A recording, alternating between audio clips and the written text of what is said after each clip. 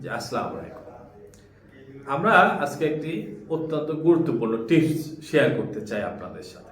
Company আইনে বলা আছে যে একটি প্রাইভেট লিমিটেড কোম্পানি রেজিস্ট্রেশন করতে গেলে আপনাকে সর্বনিম্ন 2 জন ডিরেক্টর নিয়ে সেই কোম্পানিটি রেজিস্ট্রেশন করতে হবে।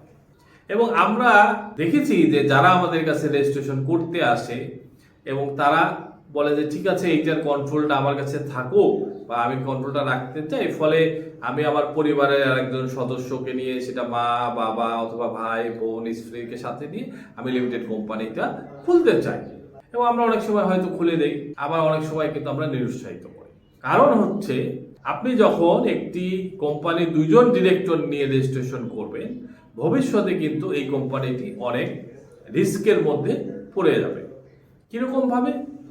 ধরা যাক আপনারা 2 জন হচ্ছেন ডিরেক্টর, কিন্তু এর মধ্যে একজন হয়তো বা ইন্তেকাল করলো, অথবা সে বিদেশে চলে গেল, অথবা আপনার সাথে বনিবনা হলো না, মতের পার্থক্য হলো।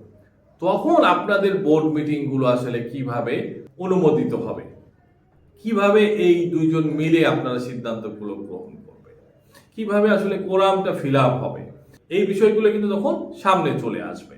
এবং আমরা দেখেছি এই বনিবনা না হওয়ার কারণে, বিদেশে চলে যাওয়ার কারণে এবং ইন্তেকাল করার কারণে অনেক কোম্পানি কিন্তু ভবিষ্যতে আর চালাতে পারে নাই।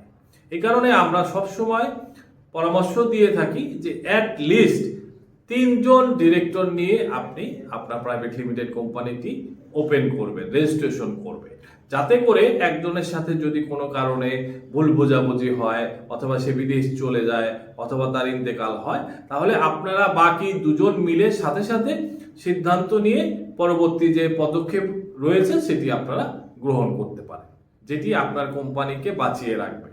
অন্যথায় কিন্তু আপনার কোম্পানিটা খুবই একটা বড় ধরনের সমস্যার মধ্যে পড়ে যেতে পারে। ভালো থাকবেন, সাথে থাকবেন। ধন্যবাদ সবাইকে।